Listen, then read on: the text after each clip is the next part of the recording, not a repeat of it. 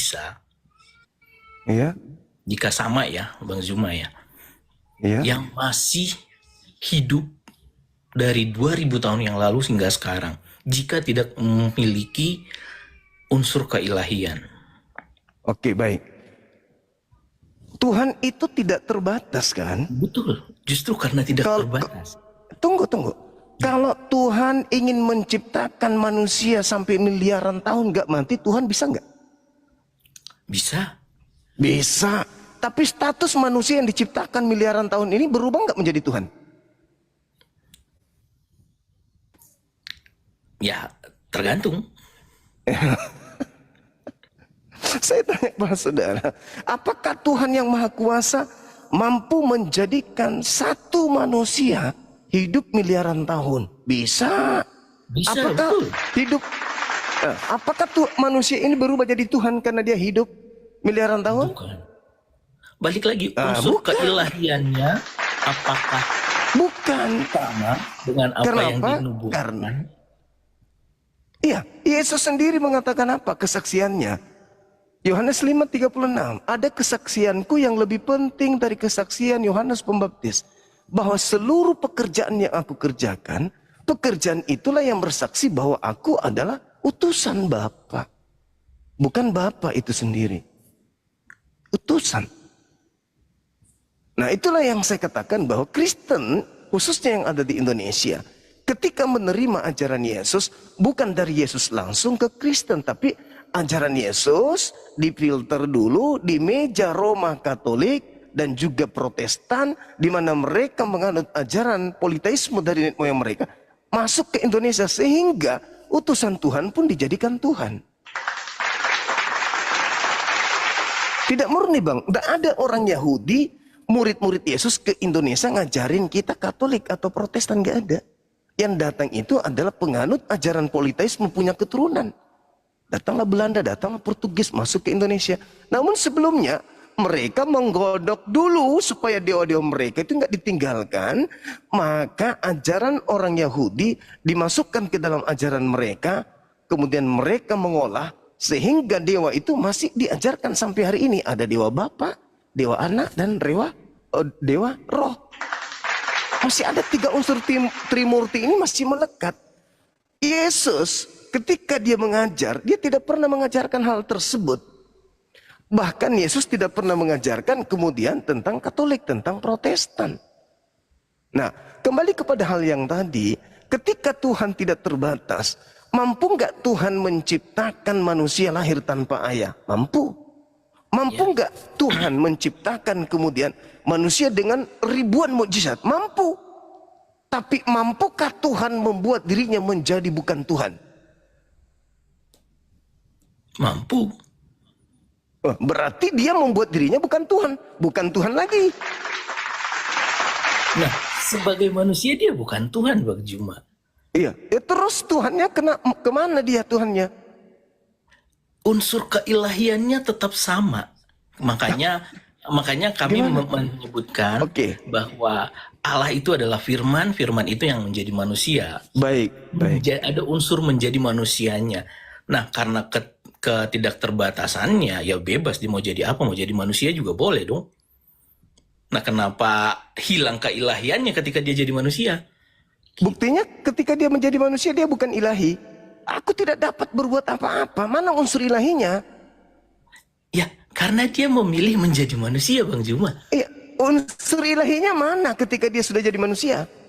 Ketika dia jadi manusia, dia hidup sebagai manusia. Dan Terus dia unsur tidak ilahinya membuktikan kalau dia adalah Allah. Ya, itu menurut Anda yang mengimaninya sebagai ilah. Sekarang unsur keilahian manusia ini mana? Mana? Unsur keilahiannya gimana ya? Menjelaskannya ya. Iya, mana unsur keilahiannya? Begini Bang Juma. Ketika Bang Juma mengimani Allah adalah Maha Pencipta, Allah adalah tidak terbatas. Artinya Bang Juma tidak perlu melihat fisiknya kan, bentuknya seperti apa. Iya, karena segala sesuatu yang berbentuk di bumi ini itu ada batasnya. Betul, Sedangkan pencipta tidak terbatas. betul. Nah, unsur itu yang tidak perlu kita korek dari sebuah fisik Tuhan Yesus. Saya tidak perlu melihat unsur Allah dalam bentuk manusia gitu. Karena memang unsur itu masih Terbatas. melekat dalam Tuhan Yesus gitu. Bagaimana ceritanya melekat? Yesus mengatakan, aku tidak dapat berbuat apa-apa loh dari diriku. Betul. Diriku loh. Diriku ini siapa? sebagai manusia. Terus diriku sebagai ilah mana? Nah, itu yang tidak perlu ditunjukkan tadi. Karena yang tadi, ilah itu tidak terbatas dan tidak bisa kita definisikan. Yesus terbatas nggak? Yesus terbatas nggak? Yesus terbatas ketika Oh, ya sebagai udah. manusia. Ya udah, berarti dia bukan ilahi. Keilahiannya adalah Loh, kok masih ada keilahiannya? Keilahian Anda yang menobatkan keilahian itu, saya ingin konsentrasinya di situ. Anda yang menobatkan pada diri Yesus itu ada unsur ilahi atau Yesus? sama berarti seperti Bang Juma mengilahikan Allah ya. Ya, Allah memang sudah mengaku dirinya Allah.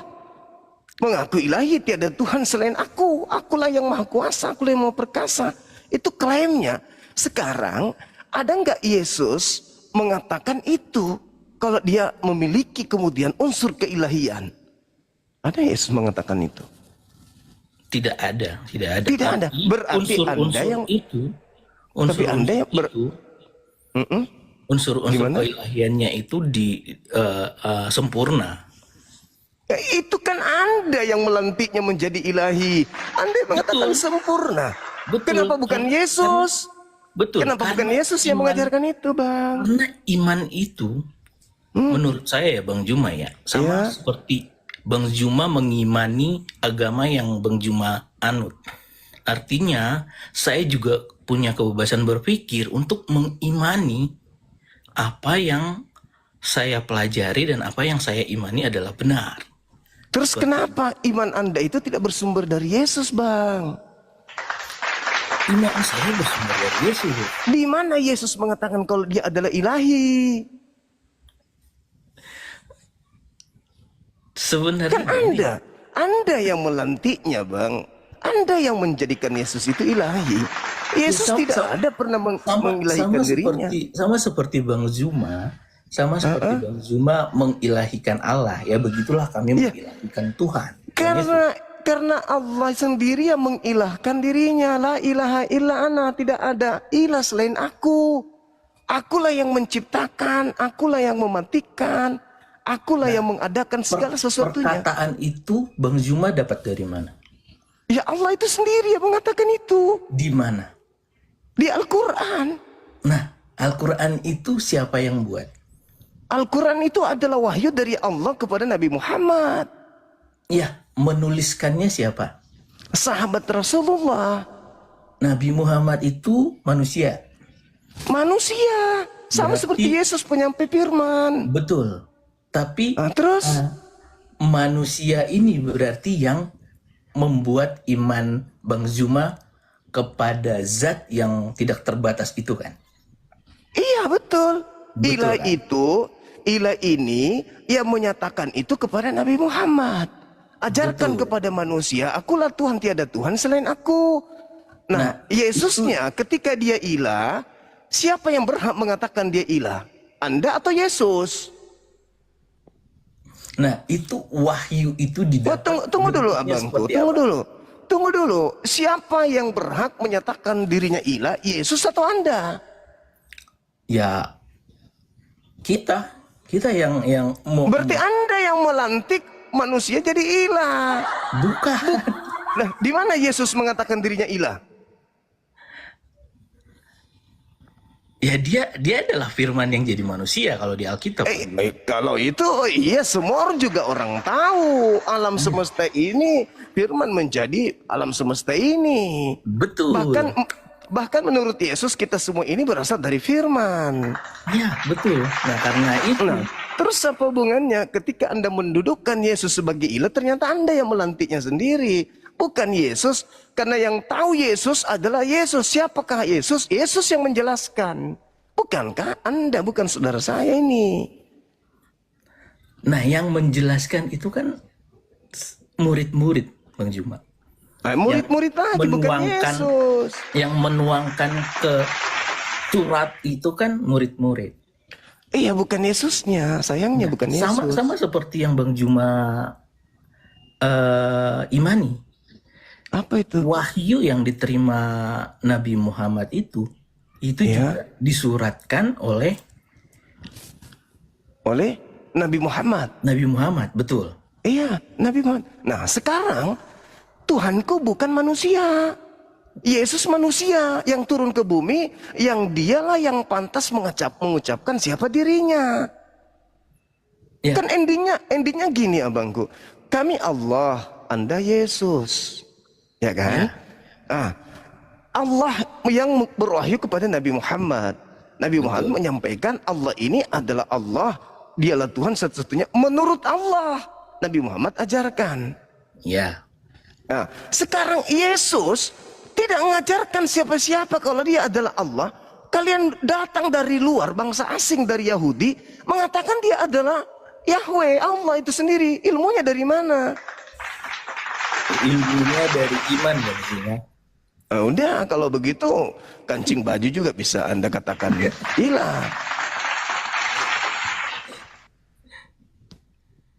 Sama Kan Yesus halnya yang seperti itu. Sama halnya ketika Nabi Muhammad menuliskan tentang Allah dan murid-murid Yesus menuliskan tentang Yesus. Iya. Sekarang begitulah kami mengimani keilahian Yesus. Begitulah saya mengimani keilahian Yesus. Oke, baik saudaraku, baik. Artinya kembali lagi ke pola yang tadi, Yesus manusia, dia berhak berbicara tentang siapa dirinya, tapi dia tidak mengatakan itu. Nabi Muhammad juga manusia, dia berhak bercerita tentang dirinya, dan dia mengatakan dia adalah Rasul. Begitu juga Yesus mengatakan dirinya Rasul. Dan kami pengikut Nabi Muhammad mengatakan dia Rasul. Bedanya Anda mengaku pengikut Yesus, tapi Anda mengatakan Yesus Tuhan. Sementara Yesus mengatakan dia Rasul. Penyimpangan Anda begitu jauh. Bukan penyimpangan, Bang Juma. Nah, Yesus mengatakan, abang, saudaraku, Yohanes 17:3, hidup kekal itu adalah mereka mengenal aku sebagai Rasul. Dah selesai. Kenapa Anda mengenalnya sebagai Tuhan itu sendiri? Ya, mereka yang di sana kan konteksnya beda. Ya, murid Yesus. Murid Yesus mengenal Yesus. Nah, Anda bukan muridnya berarti. Betul. Karena muridnya mengenal Yesus sebagai utusan, Rasul Tuhan Elohim. Anda mengenalnya bukan Rasul Tuhan Elohim, berarti Anda berbeda dengan muridnya. Maka pantaslah kemudian Yesus nanti ketika bertemu dengan orang-orang asing ini berseru, Tuhan, Tuhan, Tuhan. Yesus mengatakan, loh maaf, aku tidak mengenal kalian. Kalian semua pembuat kejahatan. Nyahal daripadaku. Matius 7, 22, 23. Pantas. Karena Anda mengajarkan sesuatu yang tidak Yesus kenal. Jadi Anda asing di mata Yesus nantinya. Pada hari terakhir nanti banyak orang akan memanggil aku Tuhan. Bukankah kami bernubuat, mengusir setan, bermujizat pakai namamu? Kata Yesus, pada saat itulah aku akan berterus terang kepada mereka. Enyahlah daripadaku, aku tidak mengenal kalian. Kalian semua adalah pembuat kejahatan. Nah ini ternyata Anda tidak dikenali. Karena Yesus mengatakan Yohanes 10:27, aku mengenal pengikutku, pengikutku mengenal aku. Mereka mendengarkan suaraku dan mengikuti aku.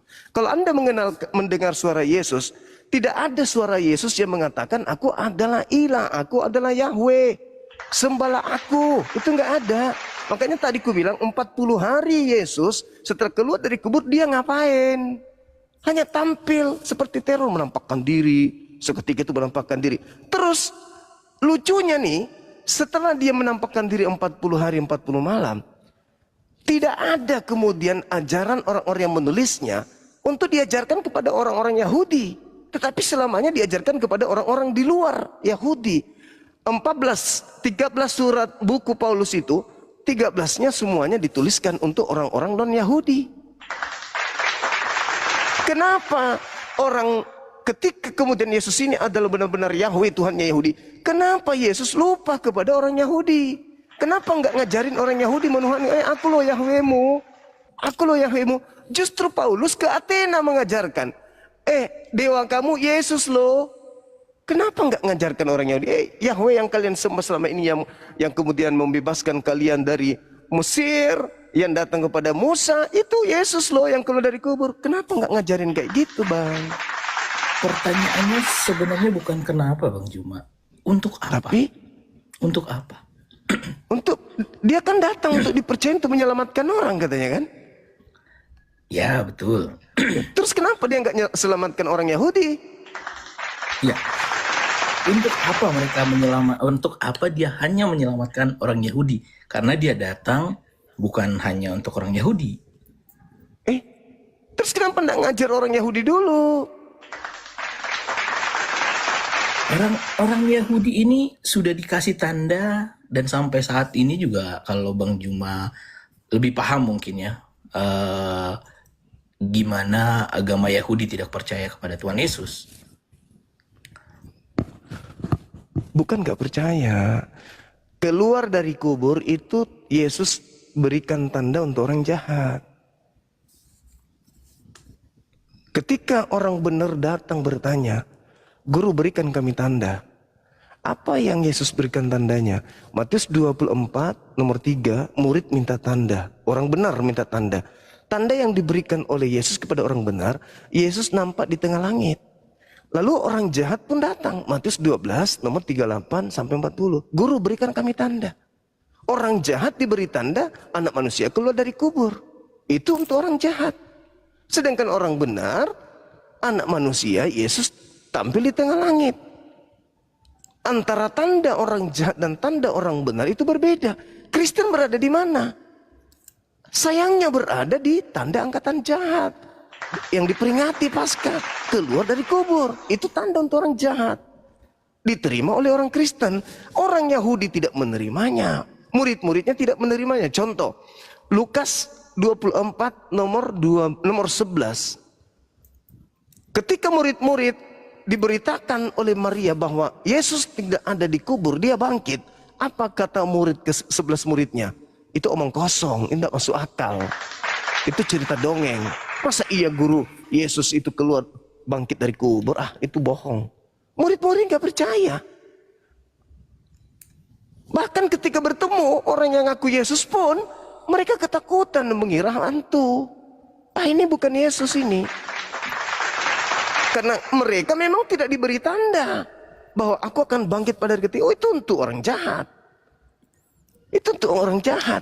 Makanya dikatakan tadi di awal, di Kisah para Rasul 2:36, seluruh orang Israel harus tahu bahwa Kristus yang kau salibkan itu telah dijadikan menjadi Tuhan dan Kristus untuk kalian, angkatan jahat. Tapi bukan Tuhan untuk angkatan benar. Kenapa? Angkatan benar Tuhannya Elohim, bukan Yesus. Nah, sekarang posisi Kristen di mana? Di antara dua angkatan ini. Angkatan jahat atau angkatan benar? Sama-sama Yahudi. Kristen menjadi pengikut siapa? Kristen menjadi pengikut angkatan jahat. Makanya di Matius 23 nomor 15, Yesus berkata kepada murid-muridnya, celakalah engkau wahai ahli Taurat, celakalah engkau wahai orang Farisi, celakalah engkau wahai orang munafik. Engkau menjelajahi daratan, menyeberangi lautan untuk mentobatkan orang menjadi pengikutmu. Setelah menjadi pengikutmu, kau jadikan mereka orang neraka dan 2 kali lebih jahat daripada engkau sendiri. Jadi ada orang Farisi, ahli Taurat yang menyeberangi lautan, menjelajahi daratan, mentobatkan orang-orang di luar Yerusalem menjadi pengikutnya. Setelah menjadi pengikutnya, menjadi orang neraka dan 2 kali lebih jahat daripada mereka orang Farisi. Tapi pada kenyataannya orang-orang yang pengikut Tuhan Yesus itu meneladani kehidupan Tuhan Yesus, Bang Juma. Tidak ada satupun orang-orang yang pengikut yang meneladani kasih dari Yesus yang seperti tanda-tanda yang Bang Juma sebutkan tadi.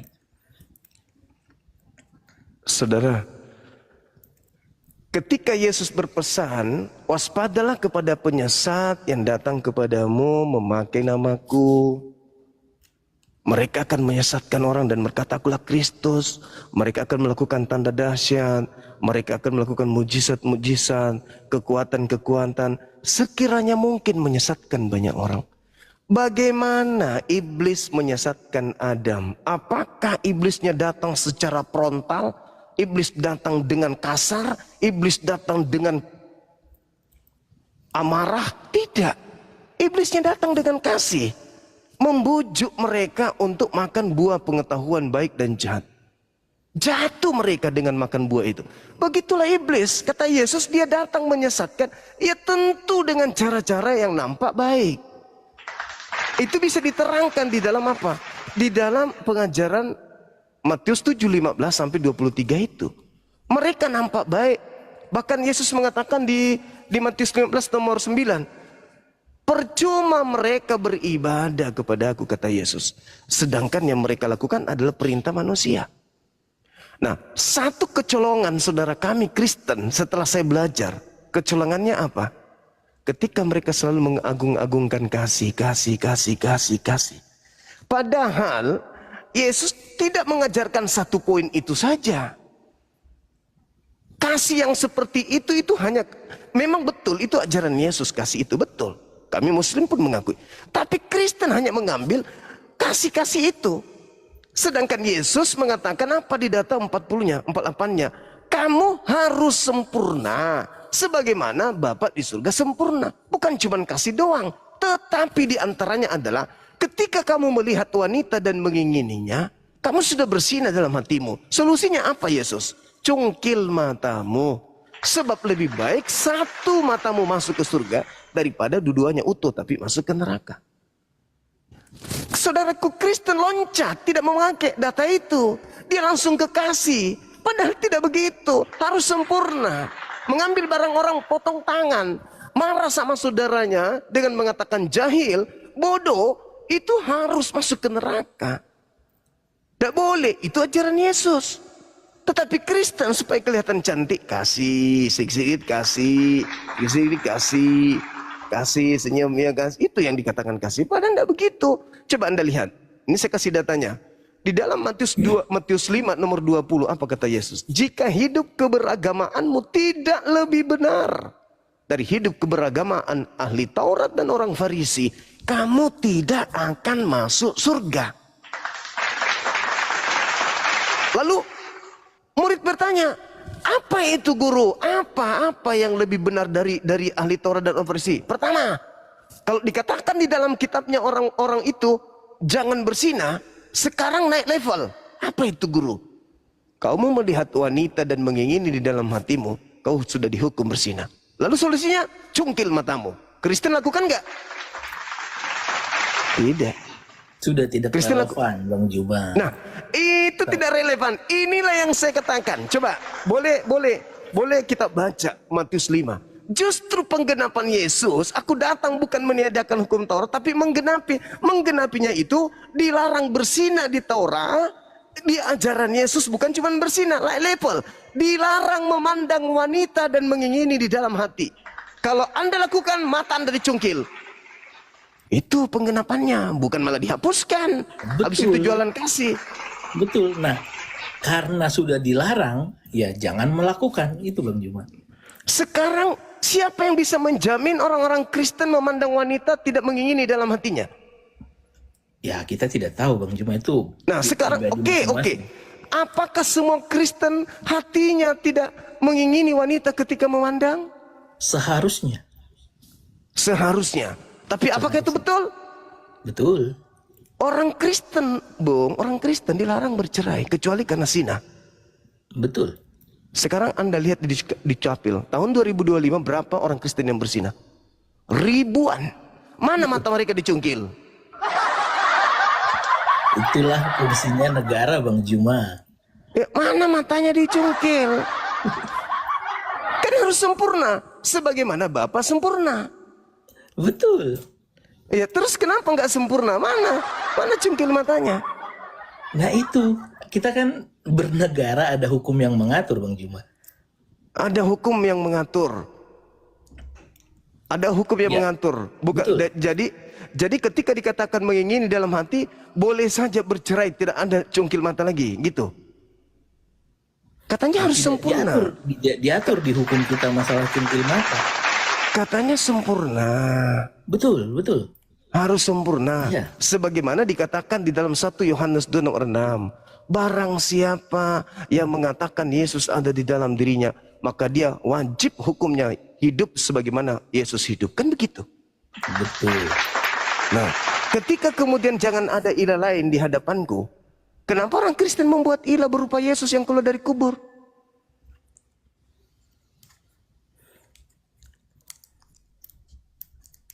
Bukan kita yang buat ilah, Bang Juma. Tadi saudara sendiri yang mengatakan Yesus punya sisi keilahian dan Yesus tidak pernah mengajarkan. Betul, tidak perlu Terus diajarkan. berarti Anda mengilahkan Yesus kan? Yesus tidak pernah mengajarkan diilahkan, bukan? Betul. Anda yang mengilahkan dia. Sementara ajarannya jangan ada ilah lain selain Elohim. Kenapa Anda mengilahkan Yesus yang tidak mau diilahkan? Makanya sebenarnya gambaran yang mau dilihat Bang Juma itu apa sebenarnya? Gambaran kami pengikut Yesus atau gambaran agama yang Bang Juma agung-agungkan dengan Bukan. Kami sudah cukup dengan Islam kami. Kami tidak perlu masuk ke situ. Nah sekarang, bagus pertanyaan saudara saya ini. Yesus mengatakan bahwasanya, kalau kau percaya kepada aku, kau akan melakukan pekerjaan yang kukerjakan. Yohanes 14 nomor 12. Barang siapa yang memegang perkataanku dan melakukannya, dialah yang mengasihi aku. Dialah yang percaya aku. Yohanes 14 nomor 21. Yohanes 3 nomor 16. Begitu besar kasih karunia Tuhan akan dunia ini sehingga ia menagerahkan Yesus. Barang siapa percaya Yesus, dia tidak binasa melainkan memperoleh hidup yang kekal. betul. Seluruh rangkaian ajaran Yesus, pekerjaan Yesus, ucapan Yesus kita susun dari A sampai Z. Habis itu kita praktekkan. Tidak akan menjadikan kita menjadi Katolik, menjadi Kristen. Tetapi menjadikan kita menjadi seorang Yudaisme yang taat, orang soleh. Sebagaimana Yesus orang soleh. Nah, bagaimana dengan Kristen? Bagaimana dengan ajaran Paulus? Seluruh ajaran Paulus kita rangkai dari A sampai Z, lalu kita praktekkan, maka kita tampil seperti Kristen hari ini. Jadi saudaraku, memang ada Kristus lain. Menurut Yesus kepada Yahudi, waspadalah agar jangan disesatkan, sebab akan datang banyak Kristus yang memakai namaku dan berkata, akulah Kristus. Mereka akan menyesatkan banyak orang. Nah, Kristen ini pengikut Kristus. Tapi Kristus yang mana dulu? Kalau Kristus yang datang di tengah-tengah kaum Bani Israel, diikuti pola hidupnya, didengarkan perkataannya, dan kita taat kepada perkataannya itu, dan mempraktekkan isi ucapannya, maka kita akan ibadah hari Sabtu di sinagoge, tidak makan babi, bersunnah, tidak menyembah Yesus, lalu tidak Natalan, tetapi mereka akan selalu menyembahnya kepada Elohim, sujud dalam beribadah. Sedangkan kalau kita mengikuti Kristusnya Paulus yang bukan manusia, karena Paulus mengatakan Kristus yang datang kepadaku adalah bukan manusia, berarti palsu. Kenapa palsu? Karena yang disebut Kristus itu adalah manusia yang disunat, manusia yang diurapi. Itu yang disebut Kristus. Sedangkan Galatia 1 nomor 1, Galatia 1 nomor 11, 12, Paulus dengan jelas mengatakan, aku menjadi rasul bukan oleh manusia, aku menjadi rasul oleh karena Yesus Kristus. Bukan manusia, tapi Yesus Kristus. Dan dia mengatakan bahwa Injil yang kuberitakan kepadamu, aku menerimanya bukan dari manusia. Bukan manusia mengajarkan aku Injil, tetapi Yesus Kristus. Lagi-lagi dia mengakui, Yesus bukan manusia, tapi Kristus. Bagaimana mungkin dia diurapi, dia bukan manusia? Bagaimana mungkin dia disebut Kristus, dia tidak pernah kemudian diurapi? Berarti ketika Yesus mengatakan waspadalah kepada Kristus palsu, artinya waspadalah kepada iblis yang datang kepadamu memakai namaku. Mereka akan menyesatkan banyak orang. Pertanyaannya, bisa nggak iblis mengaku Kristus? Bisa. Nah sekarang sekali lagi, kalau ucapan Yesus, rangkaian perintah dan perbuatannya kita ikuti, maka kita akan menjadi seorang Yudaisme yang taat, menjadi orang soleh. Tidak menjadi seorang Kristiani. Tetapi kalau Kristus yang datang kepada Paulus, membimbing Paulus, mengajarkan Paulus 13 buku, kita ikuti buku-buku itu, maka betul kita akan jadi Katolik atau setidaknya kita menjadi Protestan. Itu real abang, itu saudara, itu yang ada di lapangan. Bang Juma mengikuti yang mana nih Bang Juma? Saya Nabi Muhammad abang, saya Muslim. Islam datang menceritakan tentang penyimpangan ajaran Yesus yang dibengkokkan orang-orang terdahulu. Islam datang kemudian meluruskan itu. Tetapi kenapa ajaran-ajaran yang diajarkan atau cerminan-cerminan dari umat yang menganut tidak mencerminkan ajaran Nabi Muhammad? Nah, oknumnya yang salah. Bukan Nabi Sangat Muhammad. banyak sekali, terutama di komen-komen ini nih, 7.100 orang. Oknumnya yang keliru. Oknum semua Bukan. berarti ini ya? Yes. Betul. Makanya dikatakan dalam Nah, itu Al-Quran. Bang Juma artinya kalau yang saya tangkap ya, Bang Juma kan memahami ya Alkitab secara sejarah, secara penuh, Al-Quran secara sejarah dan secara penuh. Nah harusnya ini para penonton Bang Juma mengikuti Bang Juma untuk mempelajari itu gitu. Ya, untuk itulah mereka datang ke sini. Ya betul, makanya di sini oknum dan bahasanya belum mencerminkan satupun yang diimani oleh Bang Juma bahwa Islam itu indah. Iya, oke. Betul. Oke saudaraku. Jadi di antara sekian banyak, maaf ya ini, sekian banyak saudara-saudara kami Kristiani yang hadir di sini, malam ini baru Anda yang terlihat sebagai orang yang baik. Salut.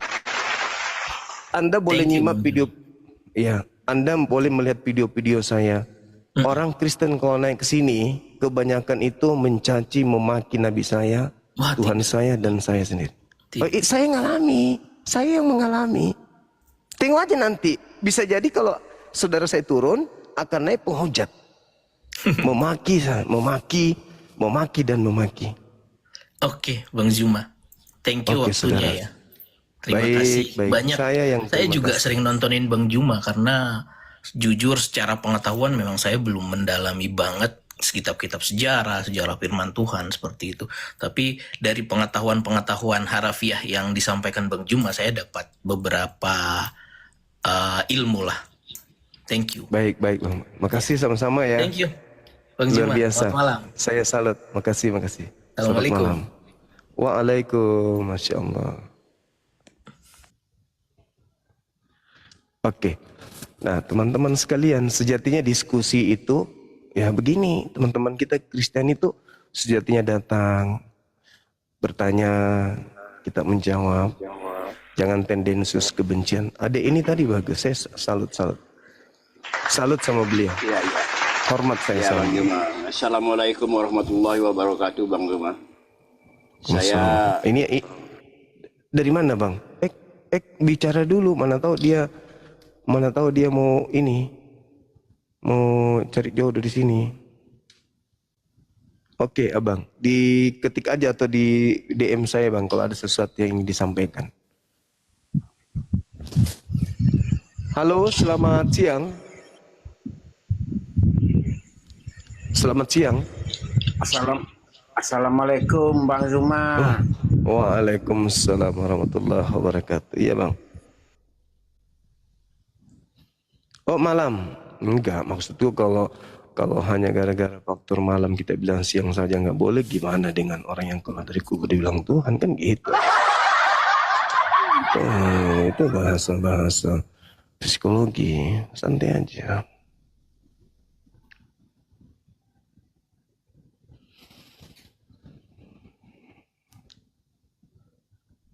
Halo.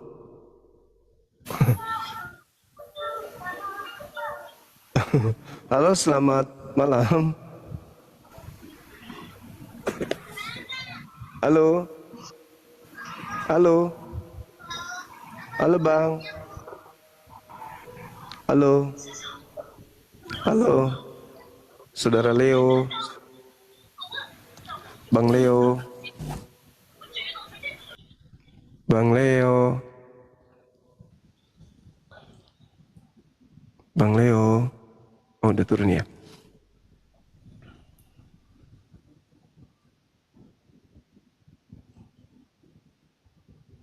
Halo, selamat malam. Halo, selamat malam. Saya sih pingin kali diskusi sama saudari yang mengaku murtadin. Assalamualaikum Bang Juma. Waalaikumsalam warahmatullahi wabarakatuh. Iya, Abang. Kenapa Ki, Bang? Pingin kali diskusi dengan wanita yang mengaku murtadin dari Makassar itu. Sayangnya beliau kelihatannya ini cuman bisa monolog aja.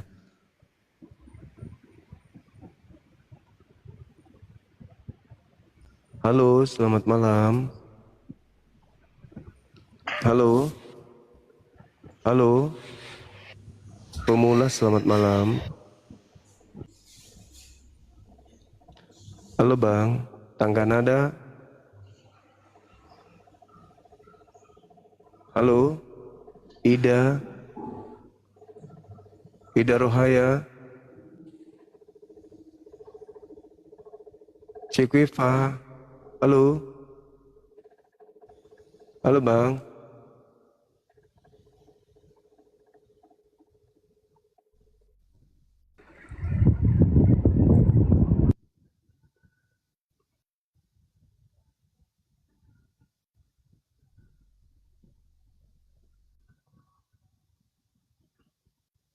Halo, selamat malam.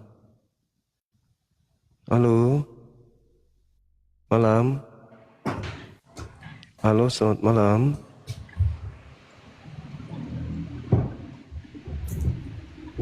Halo, selamat malam.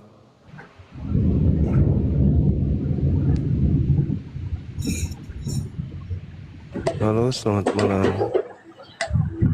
Waduh. Waduh. Waduh. Halo, selamat malam.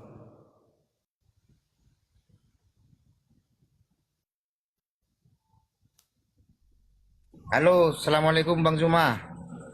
Waalaikum.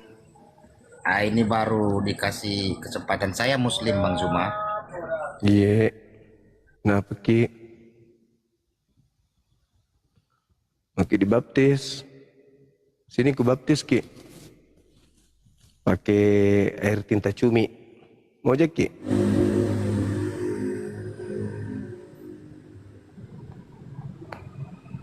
Halo, selamat malam. Malam. Katolik Protestan, Abang? Protestan, Bang. Oke, saudara boleh izin buka kamera ya. Silakan.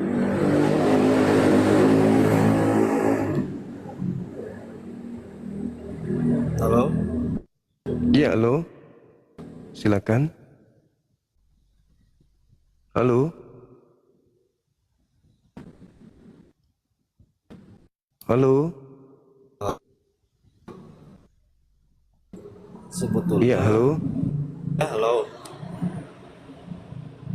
Iya. Ya. Salam kenal, Bang. Bang Rudi. Ya, salam kenal kembali. Bang Juma, sebenarnya Siap. meskipun saya Protestan, tapi kadang saya suka kadang juga suka ke masjid ataupun intinya melihat aja sih Bang Juma. Cuma saya masih perlu kejelasan antara Nabi Isa ataupun Yesus Kristus itu sendiri, Bang. Saya masih istilahnya masih tahap pembelajaran. Tolong yakinkan saya gimana sih yang benar tuh Nabi Isa tuh atau Yesus seperti apa? Karena saya masih mencari jawaban yang benar seperti apa, Bang. Oke. Yang tadi Jadi, kata Bang Zuma itu kan kita mengikuti Yesus, kita akan menjadi orang yang soleh. Terus kita Iya. sholat apa sujud. Iya. Nah itu dalam Al-Quran dan juga dalam Bible itu sinkronisasinya di mana, Bang? Ya, Tolong jadi jelaskan. gini Bung. Pemberitaan tentang Nabi Isa dan pemberitaan tentang Yesus, bedanya di mana? Kalau Nabi Isa, Nabi Muhammad jauh dari zaman beliau. Nabi Muhammad jauh dari zaman daripada Nabi Isa. Nabi Isa ada di abad pertama, sedangkan Nabi Muhammad adanya di abad ke-7. Nabi Muhammad tidak mengetahui apapun tentang Nabi Isa alaihissalam. Itu dulu. Jadi Nabi Muhammad tidak melakukan penelitian, Nabi Muhammad tidak melakukan penyelidikan, Nabi Muhammad tidak hidup sesaman dengan Nabi Isa dan seterusnya. Seketika itu saja datang informasi kepada beliau yang dibawa oleh Roh Kudus kepadanya, yang menceritakan tentang keberadaan seorang nabi yang datang di tengah-tengah kaumnya Bani Israel, sebagai berita gaib yang kemudian Allah ceritakan kepadanya. Nah, lalu kalau Bible adalah cerita yang disusun berdasarkan hasil penyelidikan, bukan pewahyuan. Disusun dari kesaksian-kesaksian orang yang ada pada zaman itu. Memang zamannya lebih dekat dengan TKP, penulisnya juga lebih dekat dengan TKP, waktunya juga lebih dekat dengan kejadian perkara, lebih dekat memang. Tapi kualitas informasinya hanya dihasilkan dari kesaksian-kesaksian manusia biasa. Sedangkan Al-Quran, Nabi Muhammad jauh dari keadaan itu. Nabi Muhammad tidak ada di tempat itu, jauh dari tempat hidupnya, jauh dari masa hidupnya. Akan tetapi kualitas informasi yang didapatkan Nabi Muhammad itu bukan dari orang, bukan dari manusia, tapi dari pencipta langit dan bumi yang maha menyaksikan keadaan tersebut. Maka lebih akurat pemberitaan Nabi Muhammad daripada orang-orang yang hanya menerima dari orang-orang. Karena pencipta langit dan bumi itu maha melihat. Sama seperti Nabi Musa. Nabi Musa tidak hidup di zaman Nabi Abraham, tidak hidup di zaman Nabi Adam. Tapi Nabi Musa menceritakan tentang Adam. Kenapa? Bukan Nabi Musa sesama Adam, bukan Nabi Musa sesama dengan Abraham, tetapi yang maha menyaksikan yaitu Allah mewahyukan kepada Nabi Musa, sehingga akurasi daripada pemberitaannya itu tidak ada keraguan. Karena bukan dari manusia dia melakukan penelitian. Berbeda dengan Bible. Memang dia dekat, tapi tidak dari Elohim, bukan dari pencipta, melainkan dari kesaksian. Kalau beritanya dari manusia, seakurat apapun pasti ada yang error. Tapi kalau pemberitaannya dari pencipta langit dan bumi yang maha melihat, sejauh manapun jaraknya pasti tetap valid. Karena Tuhan tidak pernah salah, pencipta langit dan bumi tidak pernah keliru. Nah sekarang, ketika informasi ini Anda bertanya, apa sinkronisasinya? Nabi Isa turun di tengah Bani Israel, apakah di situ sudah ada berita tentang Yesus? Tidak ada. Apakah di situ sudah ada berita tentang Al-Quran? Tidak ada juga. Lalu setelah Nabi Isa melakoni hidupnya sebagai nabi, sebagai rasul di tengah kaumnya, apakah di situ ada pencatat-pencatat? Tidak ada. Ternyata setelah Nabi Isa terangkat ke langit, muncullah kemudian pewarta-pewarta mengumpulkan berita-berita yang kemudian dijadikan sebagai kitab yang lolos pada saat pengkanonan, diterima oleh orang barat, dijadikan sebagai kitab suci, sebagai legalitas untuk melantik Yesus sebagai Tuhan kah, sebagai Nabi kah, sebagai Mesias kah, sebagai Guru kah, sebagai Yahweh kah, apapun itu. Mereka kemudian menerima buku-buku tersebut. Jadi Nabi Isa lebih dulu datang daripada buku-buku yang Anda imani sebagai kitab yang Anda anggap suci. Artinya bahwa ketika Nabi Isa datang, lebih akurat pemberitaannya di Al-Quran daripada orang yang menuliskan setelah dia tidak ada, menulis. Menurut pemberitaan, menurut catatan, menurut informasi, menurut kesaksian-kesaksian orang. Nah, Apakah sinkronisasinya ini ada kemudian benar-benar sinkron? Yang pertama, kalau saya melihat dari kacamata luas dalam perspektif satu tema ini, siapa Yesus, maka saya dapat kesimpulan bahwa ketika Nabi Isa diterangkan dalam Al-Quran, wa ma qatalu wa ma salabu walakin syubbiha lahum, Nabi Isa tidak dibunuh dan tidak disalibkan, melainkan diserupakan bagi mereka yang ingin menyalibkan. Nabi Isa terangkat, digantikan oleh siapa? Digantikan oleh yang Anda sebut mati dengan jalan digantung dengan motif terkutuk. Nabi Isa kami diangkat. Orang Kristen yang saya kasihi mengatakan ada penyaliban, Bang Suma. Oke, berarti Al-Quran saya tidak keliru. Andai saja tidak ada penyaliban, Al-Quran masih diragukan. Karena Al-Quran mengatakan penyaliban itu ada. Orang yang disalib itu ada, Bang Suma. Orang yang dibunuh itu ada, Bang Suma. Berarti harus ada yang menggantikan. Nabi Isa manusia suci, manusia yang diberkahi oleh Allah dimanapun berada. Maka ketika dia diangkat, wajib hukumnya di tengah-tengah kaum Bani Israel terjadi tragedi penyaliban. Harus ada yang menjadi pengganti. Alhasil, saudara kami Kristen memiliki simbol agama berupa salib.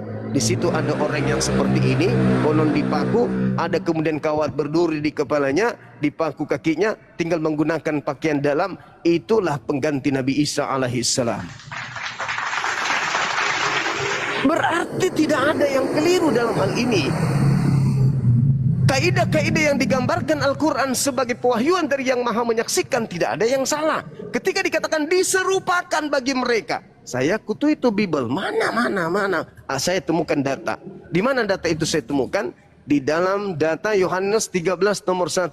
Yesus mengetahui bahwa sebelum Paskah dia sudah tahu kalau dirinya sudah tiba waktunya pergi kepada Bapa, dari bumi, dari dunia menuju ke Bapa. Sebelum Paskah. Yohanes 13 nomor 1. Yesus sudah tahu sebelum Paskah bahwa dia sudah tiba waktunya untuk pindah dari dunia ke Bapa. Itu sebelum Paskah. Berarti yang disalib bukan dia.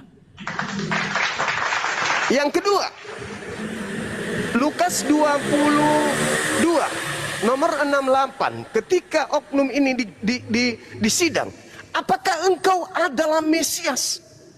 Dengan bertanya seperti itu, berarti yang bertanya yaitu hakim, yaitu imam kepala mahkamah agama, ragu kalau itu Yesus. Kalau ada orang yang mengenal Bang Suma, lalu kemudian dia bertanya, apakah engkau Bang Suma anak Makassar itu? Berarti yang bertanya ini ragu dan tidak mengenal saya. Tapi kalau dia sudah yakin saya adalah Suma, tidak mungkin bertanya seperti itu. Nah, sekarang ketika dia mengatakan bahwa apakah engkau Mesias, apakah engkau adalah Yesus, apakah engkau anak Maria, apakah engkau adalah anak Elohim, apa kata oknum tersebut? Apalagi gunanya aku menjawab dan apalagi gunanya aku bertanya? Apa katanya? Yang disidang yang disangka Yesus. Mulai sekarang Yesus sudah duduk di atas, di sebelah kanan Tuhan yang Maha Kuasa. Berarti yang disidang, yang ditanya ini, yang ditangkap ini, yang bakal disalib ini bukan Yesus. Yang ketiga, Ya, ada lagi? Silakan. Kalau mau ditanggapi silakan. udah Bang. Dah. Terima kasih. Mudah-mudahan saya bisa lebih mempelajari Islam lebih dalam. Baik. Alhamdulillah. Insyaallah.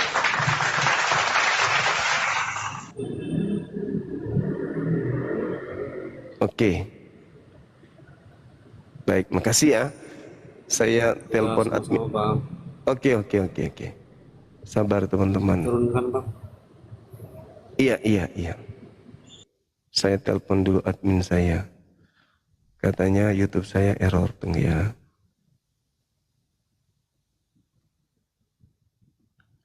Oke, silakan teman-teman.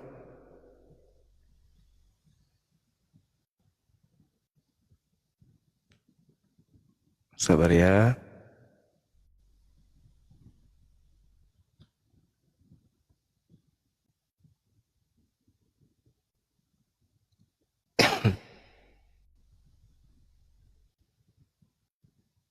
Sabar teman-teman.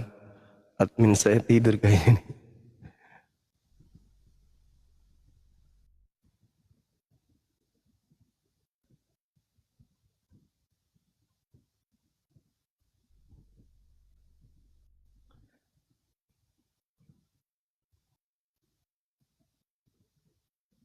Itu sudah lama ya errornya ya.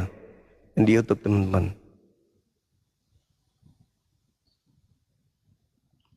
Halo Dek, Dek.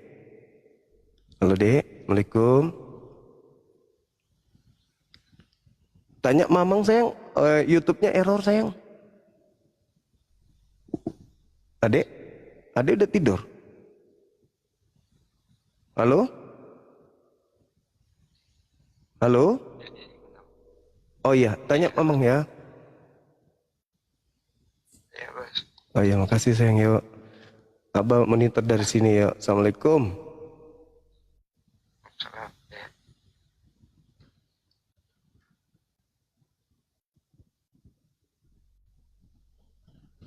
Oke, silakan teman-teman. Yang non muslim silakan naik. Materi kita lanjutkan. Saya suka kali cara teman kita berdebat tadi, berdiskusi. Meskipun beliau merasa kupingnya nggak baik-baik aja dengan kebenaran yang kita sampaikan, tapi tetap beliau bisa mengontrol diri. Mantap kali bah. Si muda lagi kan.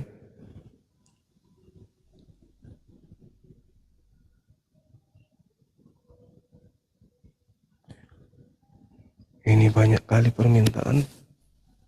Wis.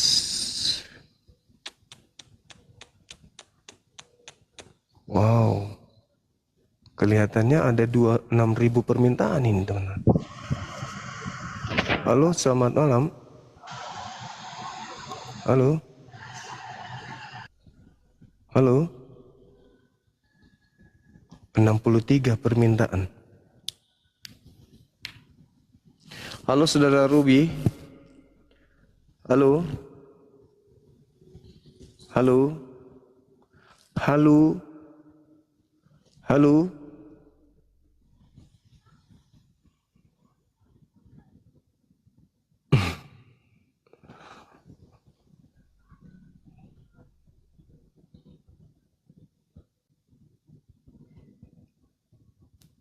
Enam puluhan permintaan teman-teman.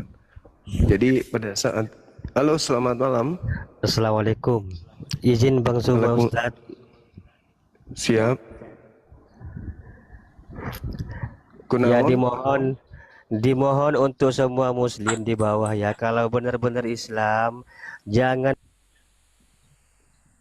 Kan belum ada bang, baru abang yang naik saudaraku. Yang lainnya masih stabil-stabil aja. Makasih, makasih. Cuman memang permintaan banyak bang. Ada 60-an. Bingung ini hostnya. Dinda Fandi bawa.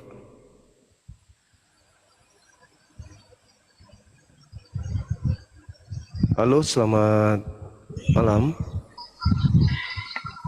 Halo. Halo, selamat malam abang. Saudara Yohan, malam. Saudara Yohan, selamat malam. Kalau ini yang satu gayaan aja. Apa hari? Hari apa? Garuk pantat kapang di atas. Halo, selamat malam saudara Yohan. Halo, saudara Astri Sorong. Halo. Saudara Yohan. Semangat malam. Den Rakatuak Samune. Teman-teman non muslim boleh nggak ketik di bawah satu bang? Biar kita pilih nih. Ada 60-an permintaan. Yang mana muslimnya, yang mana otennya. Halo selamat. Juma. Iya. Malam Iya. Juma. Malam Ya, juga Juma bu. binatang. Iya siap. Jangan begitu bosku. Santai aja. Iya Juma, iya. Gimana? Buka kameranya. Iya Juma. Iya Juma. Cuma binatang. Ya, nggak apa-apa. Ini tema gimana? Iya Juma. Siapa yang keluar dari kubur? Itu Nabi Muhammad kan udah keluar dia masih belum? Nabi Muhammad tidak keluar dari kubur, Bang. Sampai sekarang. Sampai sekarang. Kenapa nggak ziarah kau di sana di kuburannya? Biasa. Berarti kau nggak waras. Masa nabimu sendiri nggak berziarah kau? Sudah, kita masuk ke tema. Pada zaman Iya. Temanya berkaitan Yesus. dengan kuburan loh ini. Iya, makanya yang keluar dari kubur itu siapa? Justru itu kutanya sama Juma, nabimu kamu udah ke sana? Belum. Nggak usah dibahas itu. Yang keluar bukan yang tidak keluar. Gimana sih Juma ini mau bahas yang lain, Yang tetapi keluar. kalau untuk Ya. pribadimu sendiri nggak bisa Yang keluar, dibahas. yang Ya, keluar Juma dari namanya kubur. ini. Oke Juma, Saudara. Juma, kira-kira kapan kau ke sana untuk ziarah? Jadi Jam gini, dulu ini Bung. Juma. Jadi gini. Iya, jam dulu ini Juma. Rencana Udahlah, bulan nggak usah banyak Juli. cerita lah Juma. Udahlah. Rencana bulan Jawab Juli dulu saya ke pertanyaanku sana. dulu. Rencana bulan Juli. Insya Bulan Allah. Juli. Ya. Ya. Terus Jangan lupa apa kau bawa ke sana nanti. Jangan lupa bawa sesuatu ya. ya terus Nah, nanti kasih tahu hasilnya bagaimana, apakah sudah bangkit ya atau bagaimana. yang bangkit dari kubur itu hantu, Bang, setan. Iya, jadi kenapa ini aku bertanya ini Juma, soalnya saya masih Juma terus mendoakan juga itu Nabi Muhammad. Iya, iya. Oke, Iya. tujuan didoakan orang mati apa? Tujuannya ya supaya Allah menyelamatkan atau supaya Allah menghapuskan dosa-dosa. Kenapa emang? Sakit kali hatimu. Apa tujuan didoakan Nabi Muhammad itu yang kutanya Juma. Tujuannya agar kami mendapatkan syafaat dari beliau. Oh, berarti sampai sekarang kalian masih belum mendapatkan syafaat. Nah, syafaat itu diberikan nanti pada saat tidak ada lagi pertolongan. Nanti kalau Lah, pada saat emang ada orang mati pertolongan, begini. kalian Dengarkan diusir dulu, oleh emang orang mati Yesus. bisa memberikan syafaat? Ketika Dengarkan Yesus dulu cuma, emang orang mati ketik- bisa memberikan syafaat? ketika Gimana sih Juma ini kemudian bodoh kali loh. Dengarkan dulu pertanyaanku dulu. Emang orang mati bisa memberikan syafaat? orang mati itu hidup loh itu. Masa kau menyembah orang mati Juma? Siapa yang menyembah Kau Nabi percaya? Muhammad? Siapa yang menyembah Enggak, Nabi Muhammad? begini. Hmm. Tapi kau percaya bahwasanya orang mati bisa memberikan syafaat? Iya, kan beliau tidak mati, beliau Caranya hidup. bagaimana? Begini. Dalam posisi begini, kita berpikir analogi yang nyata saja ya. Dia sudah mati. Lalu gimana caranya dia memberikan syafaat kepada Juma? Nanti di hari kebangkitan, orang kan semua dibangkitkan semua. Termasuk Kapan Yesus nanti dibangkitkan? setelah hari kiamat. Dan Al-Quran mengatakan, "Wala tahsabanna alladziina qutilu fi sabilillahi amwata bal ahya." Jangan kau menyangka Nabi Apa Muhammad artinya itu, itu Juma? mati.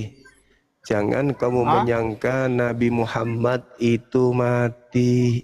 Sesungguhnya dia itu hidup Tapi begini, dan Juma. Ini mendapatkan kamu nggak konsisten rezeki loh, Juma. di sisi Tuhannya. Kan Anda bertanya, saya Ya, jawab. kamu persoalannya kamu nggak konsisten pernyataanmu. Tadi kutanya kamu di Al-Quran. awal. Tadi kutanya kau di awal. Nabi Muhammad dia sudah bangkit atau masih belum? Lalu kamu jawab tadi belum. Ya kan begitu. Lalu Kalau terakhir kamu bangkit, bilang dengar dulu, dengar ya. Kalau bangkit seperti setan, tidak. Ada Oke, yang keluar dia dari hidup. kubur merangkak Begini. sehingga kosong kuburannya, beda. Beda. Kalau ada orang keluar dari kubur, itu iblis. Yesus mengatakan itu Pertanyaan di saya, dalam Juma, begini, pertanyaan Yohanes saya. 12 Dengarkan ya. nomor 31. Makanya Juma, ketika Yesus dengarkan dulu, mengatakan, Juma. dengar dulu, iblis Dengar dulu. dilemparkan keluar dari kubur, ada yang datang kepada muridnya. Di Lukas 24 nomor 37, murid-murid Yesus mengatakan bahwa yang keluar dari kubur itu adalah hantu. Dibuka, jangan di-mute. Jadi begini cuma yang kutanyakan Lukas 24 nomor 37, orang yang keluar dari kubur itu oleh murid-muridnya dikira hantu. Jangan di-mute dulu. Bilang sama Menurut murid-murid, moderator. menurut murid-murid Yesus, yang keluar dari kubur itu dikiranya hantu.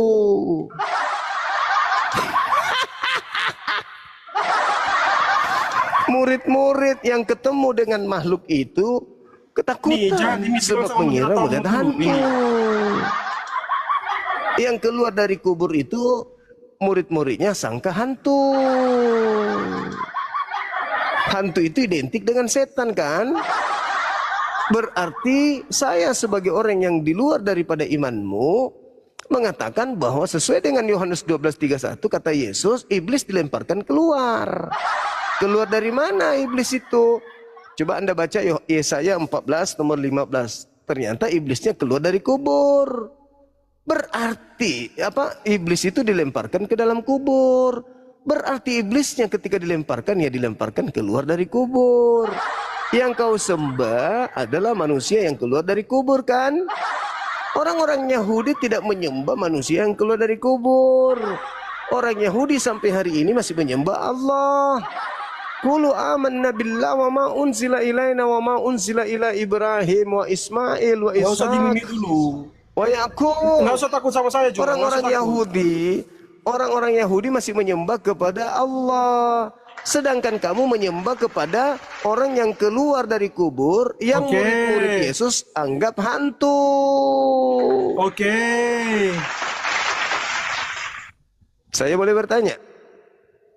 Saya boleh bertanya? Anda kan sudah bertanya dari tadi. Saya boleh bertanya satu pertanyaan? Iya, udah siapa bicara dulu. Tadi udah bertanya kau tadi. Oke.